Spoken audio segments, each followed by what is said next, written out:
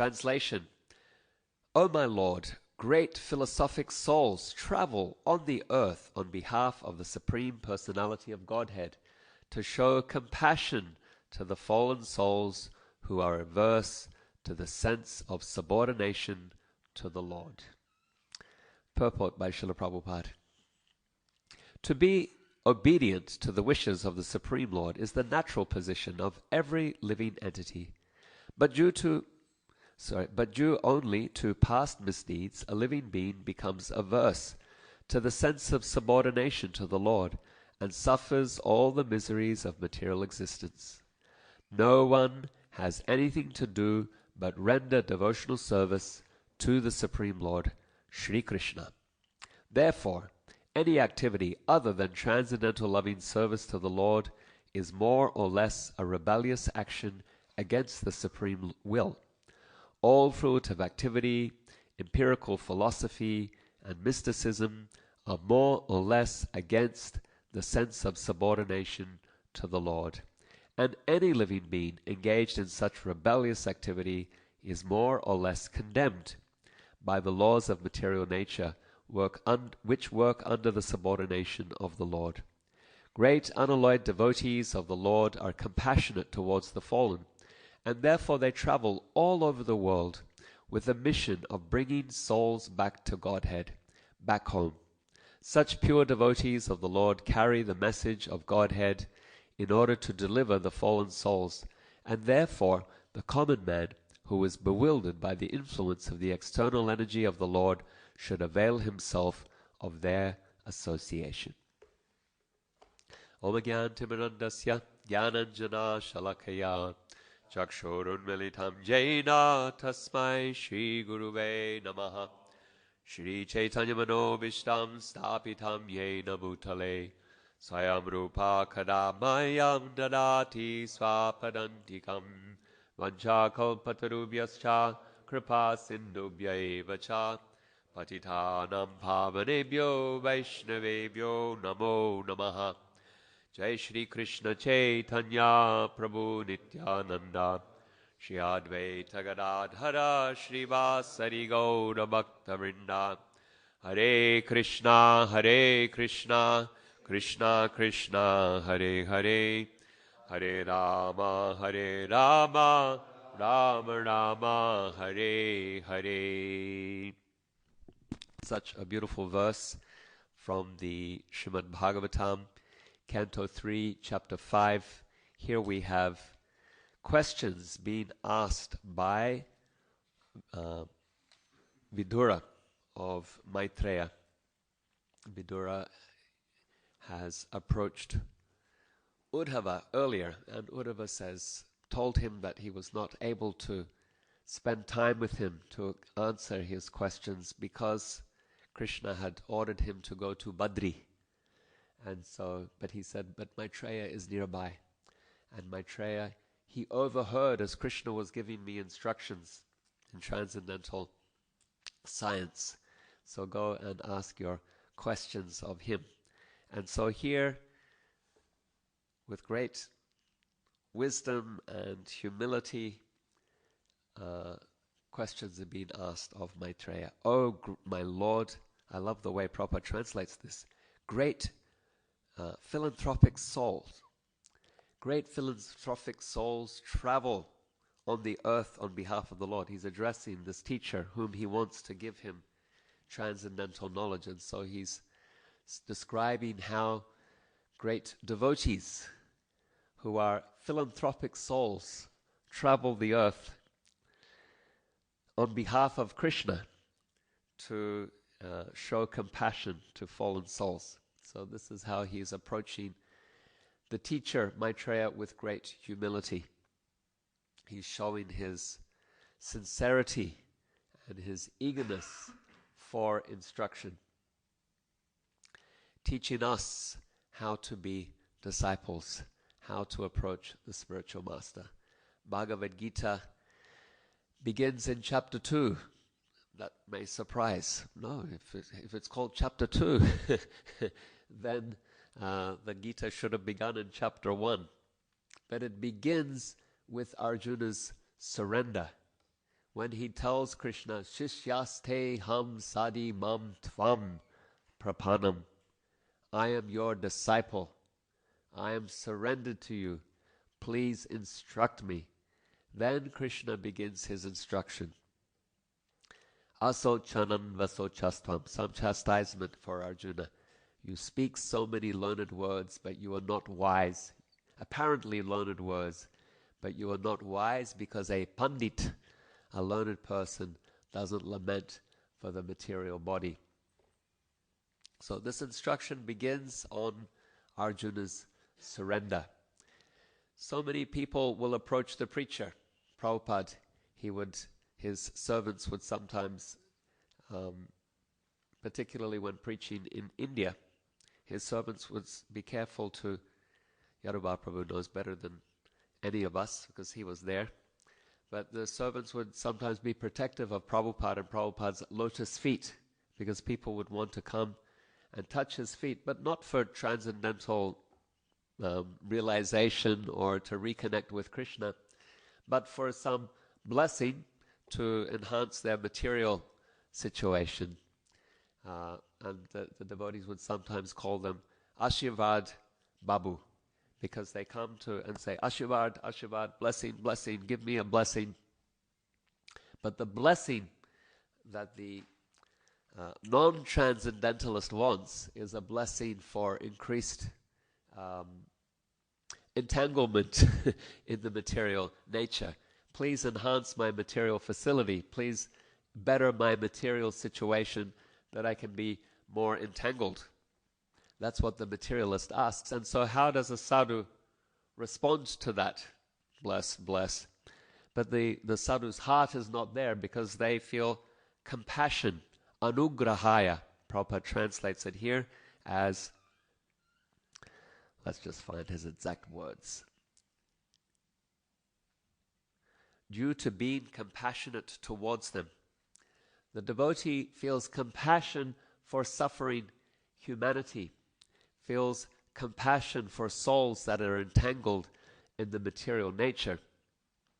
And so when the materialist asks for material blessings, the devotee's heart is not gladdened, but saddened. How can I really help this person? When we say suffering, we have to understand that this is also not necessarily from a material perspective. Once Prabhupada saw people playing golf and he cried. Generally, people playing golf, they have money to be part of a club. They have time for leisure that they can devote to that recreational activity. Prabhupada cried because he saw them suffering.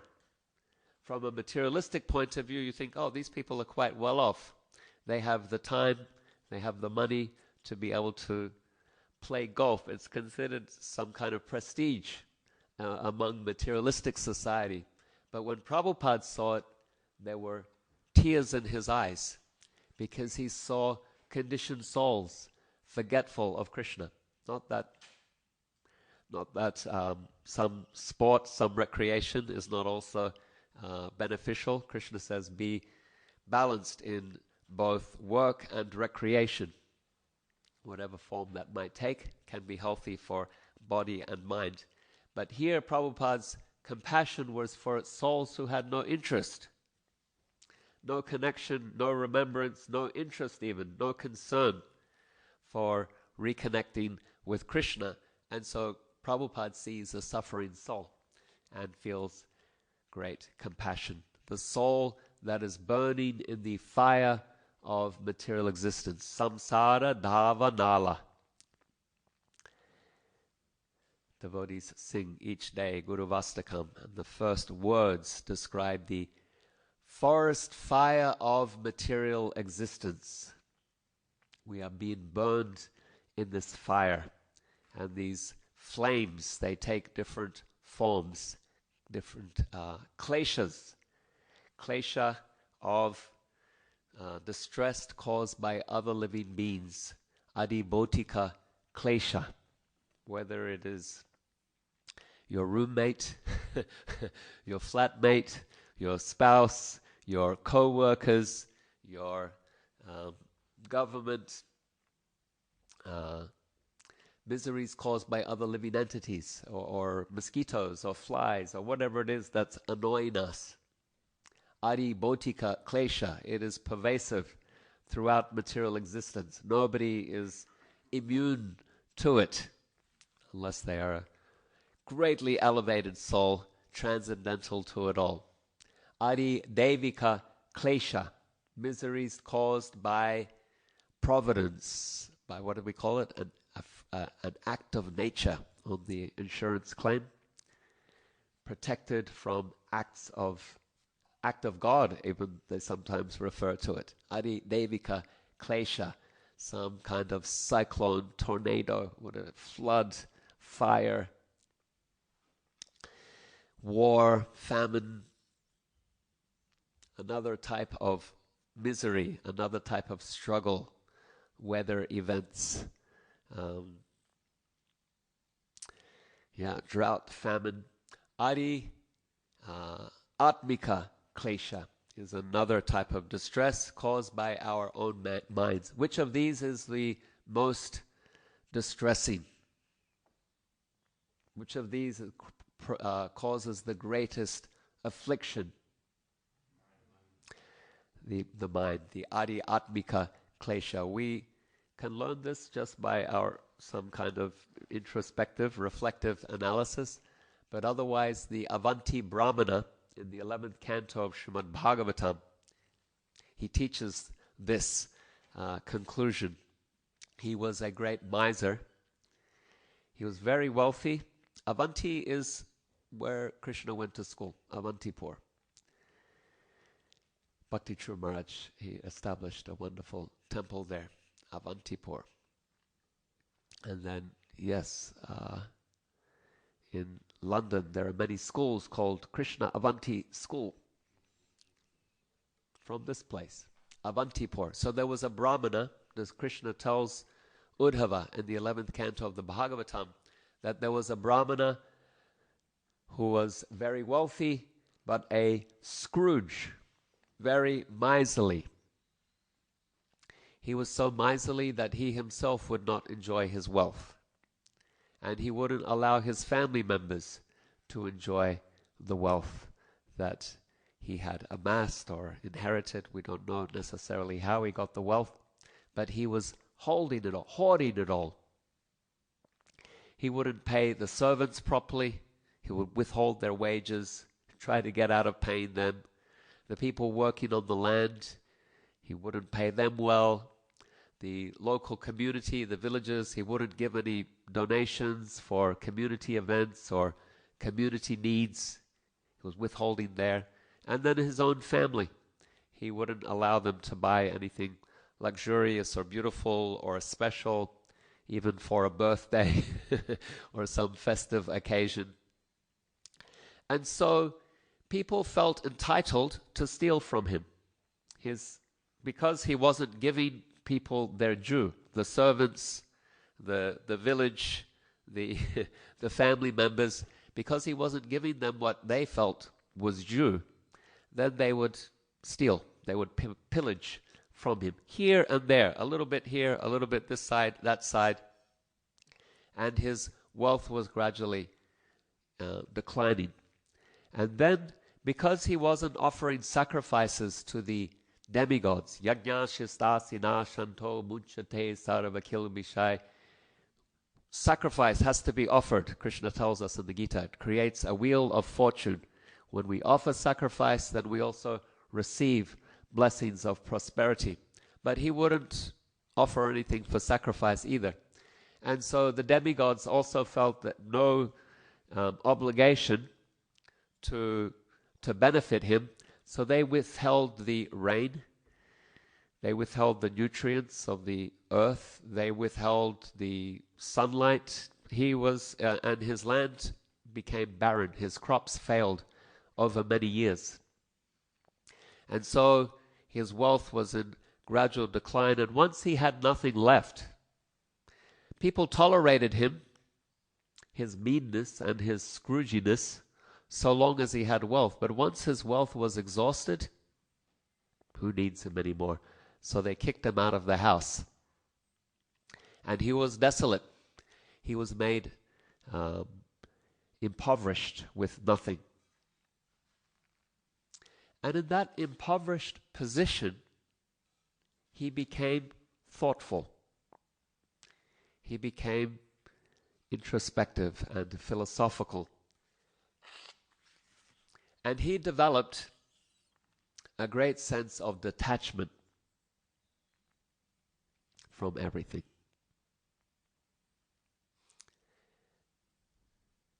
And he decided to, who can say? To surrender, yes.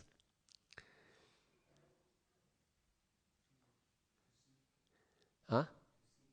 To seek, okay. Huh? Offered prayers. Yeah, he did offer prayers. Very good. Yes? He decided to accept whatever happens. He took sannyas. He became a sannyasi. So all of your answers are correct.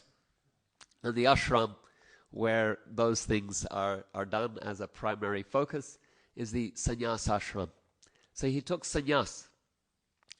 He surrendered to some Vaishnavas. It's mentioned that he took Tridandi sannyas. And our acharyas make a lot of that. The Tridandi sannyasi, Vaishnava sannyasi. And he would go to beg as a sannyasi. But then the people, when he came with his begging bowl to their doors, the people, they said, look who we have here. If it isn't old Mr. Scrooge. Come back to us now wanting to beg from us. Who never gave us any donation? Who never properly paid wages? Who never... And now we're going to give you a donation, are we? So they would spit in his begging bowl, or they would put some dirt in there instead, or they were... Nobody had any lost love for this Avanti Brahmana. That's how we know him in the Bhagavatam. They would call him bad names. They would pass air in his face. Bhagavatam mentions like mean things that they would do to him because they thought he was a fraud.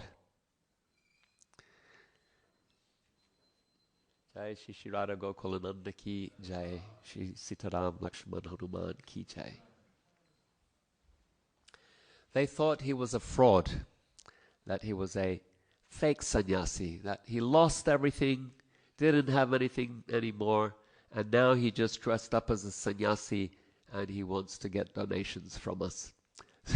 So they were not very receptive to him.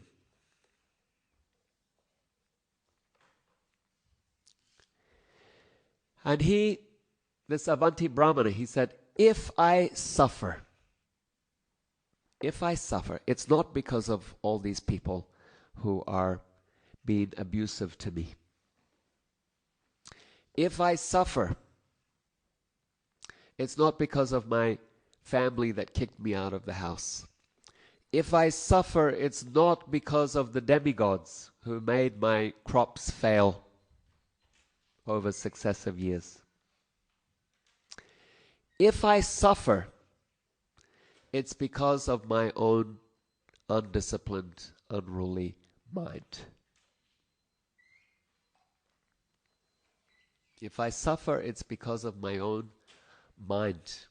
If I can overcome the disturbances of the mind, Patanjali speaks about chitta virodha, nirudha, the turnings of the mind as a cause of distress. And therefore he teaches a system to try to discipline the mind, to regulate the mind. The mind constantly telling us stories of unworthiness, victimization, entitlement that makes us angry and frustrated and resentful. These stories that the mind turns, we feel a sense of vengeance, grievance. These stories are there, and they turn over and over and over, and they get us more and more distressed. Yeah. So the Avanti Brahmana, he could have been telling these stories to himself. They treated me bad. Blaming others, blaming himself. But how does it benefit? What does it do? It causes us even more distress. That undisturbed mind can be Krishna says, the greatest enemy, the self-sabotage that comes with the unregulated, undisturbed, uncontrolled mind, undisciplined mind.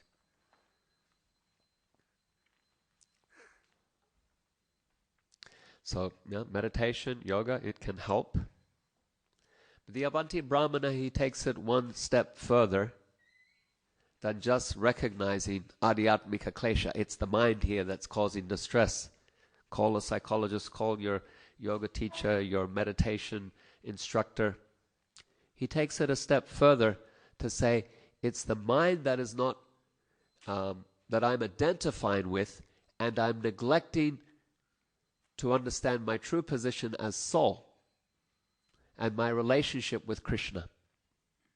So, recognize the problem here is identification with the mind. But if I'm to control the mind, who will control? It's the soul.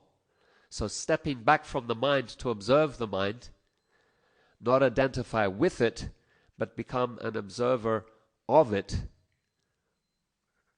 to recognize I am not that. I am soul. Now my mind is distressed. Now my mind is telling that story. Now my mind is attached or lusty or greedy or we can become an observer of the mind rather than being caught up in that story. So you recognize I need to understand my position as soul connected to super soul, to Krishna. And he chanted, you mentioned a prayer.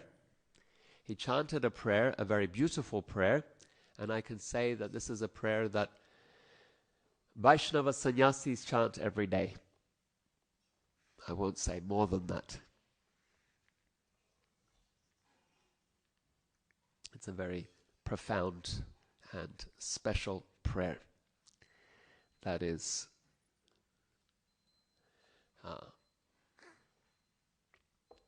very important in the line of Vaishnava sannyasis. So the issue, Avanti Brahmana recognize, it's not seeing the Lord, seeing Paramatma. Here in this verse, Prabhupada translates as Krishnad vimuktasya, turning the face away from Krishna. That is the cause of suffering. That is the cause of distress. It's not just the mind. That the psychologist, yoga teacher, meditation practitioner, teacher, propagator, they recognize that issue, but it's deeper than that. It's Krishna vimuktasya. We have turned our faces away from Krishna. We are seeing the shadow instead we are seeing the shadow of the material nature. That was Vyasadev's vision.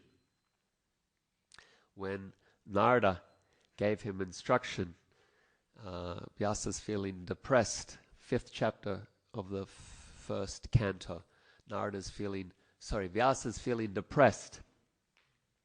He doesn't know why. And Narada, his spiritual master, diagnoses his condition. You have written the great Mahabharata, you have compiled the Veda, but actually these great works are also quite confusing because you have tried to appeal to everyone and you have given so many different contradictory types of processes. Prabhupada mentions in his purport. Such a wonderful purport. All fruitive activity, empirical philosophy, and mysticism are more or less against the sense of subordination to the Lord. So Vyasadeva, in his compiling the Veda, writing Mahabharata, he gives so many instructions about fruitive activity, karma, kanda. Yeah, he gives empirical philosophy, jnana kanda, mysticism, the yogic processes. And Narada Muni says, this is confusing for people. You've tried to appeal to everyone and you just actually created chaos. He said, Krishna consciousness is for everyone. Krishna consciousness is relevant whether one is a topmost Paramahansa or even a child. One can benefit from Bhakti Yoga. You don't need to give lots of different processes for lots of different people. Bhakti Yoga itself can benefit even a child. He gave his own story. In my previous life, I was a child and I received the association of Bhakti Vedantas. And it benefits Paramahansas as well. And so Vyas, he sat to meditate on these instructions of his guru and he had a vision. What did he see in his vision?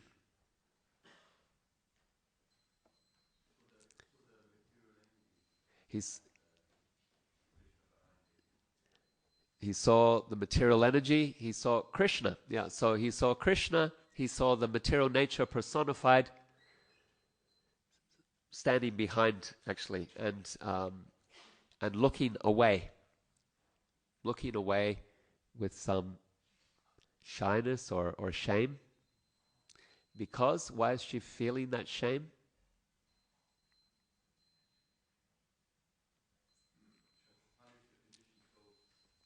She's feeling that shame because she bewilders the living entities. She bewilders the conditioned souls.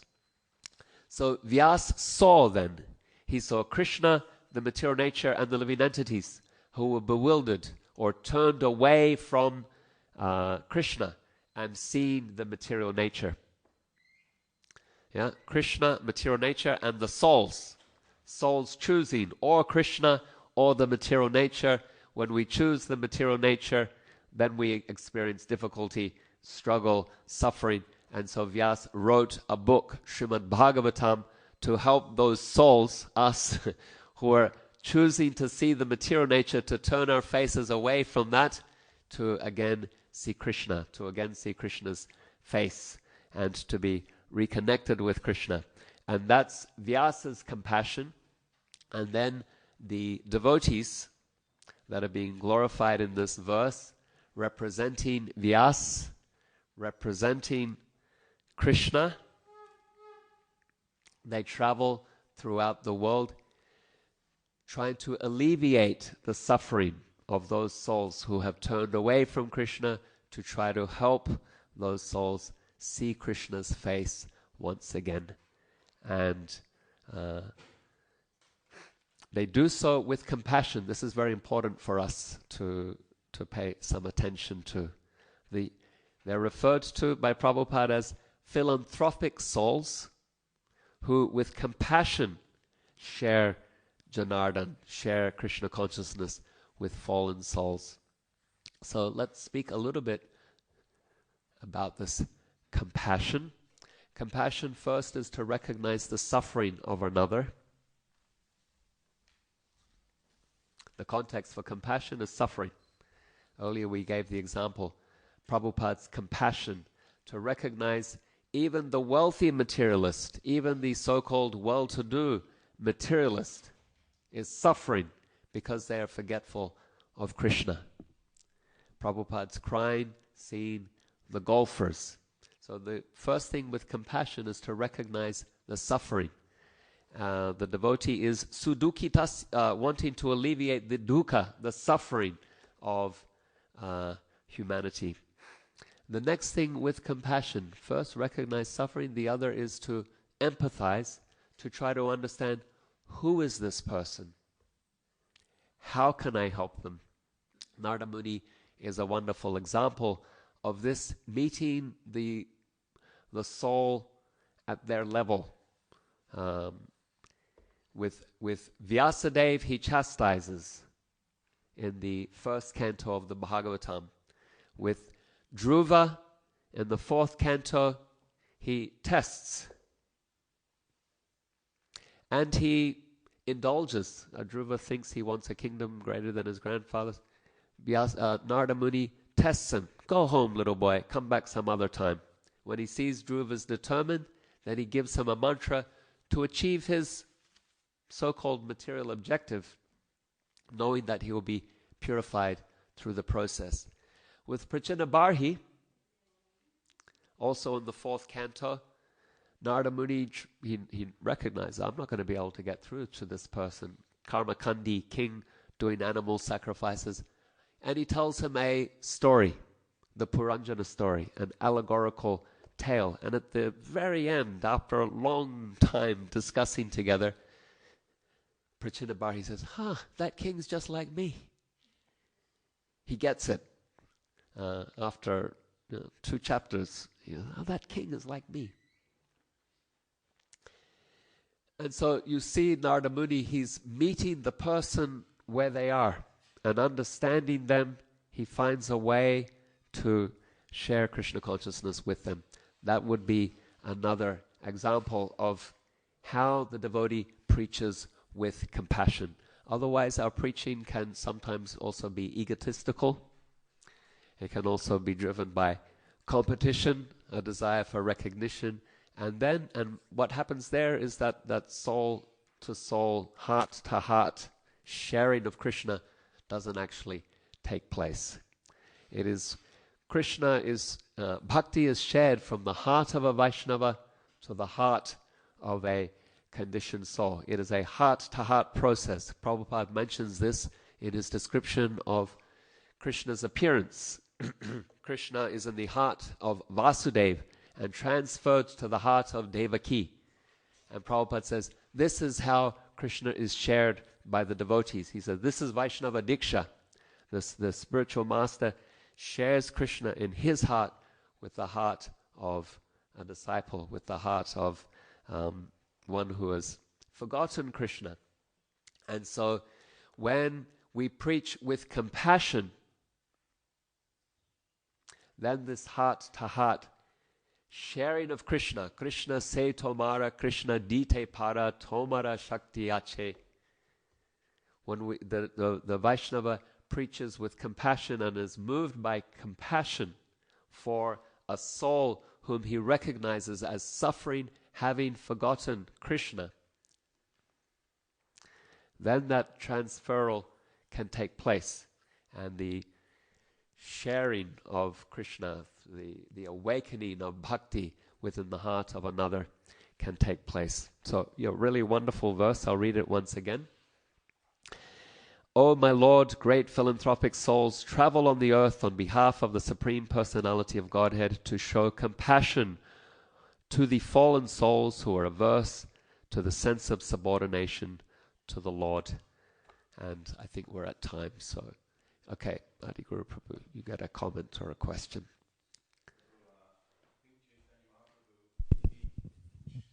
Quoted that verse when he took sannyas, isn't it?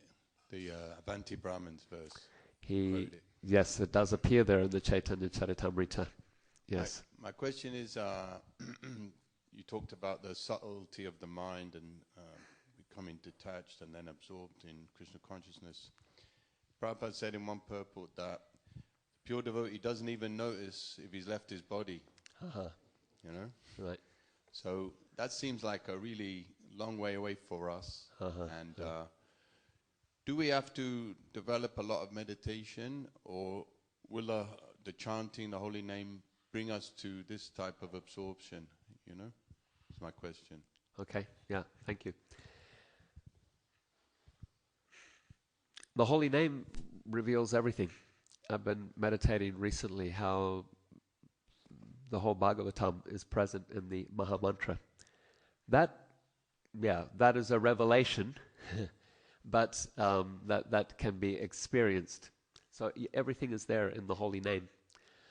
But your question, is it revealed by the holy name or does it take absorption? No, it's two together. The holy name reveals to those who are taking shelter of the holy name with absorption. Yeah, thank you very much. You get the last comment or question because we are at time. There's a mic coming to you.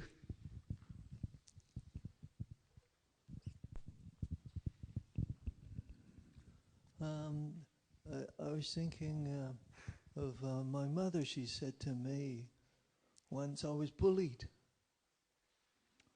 And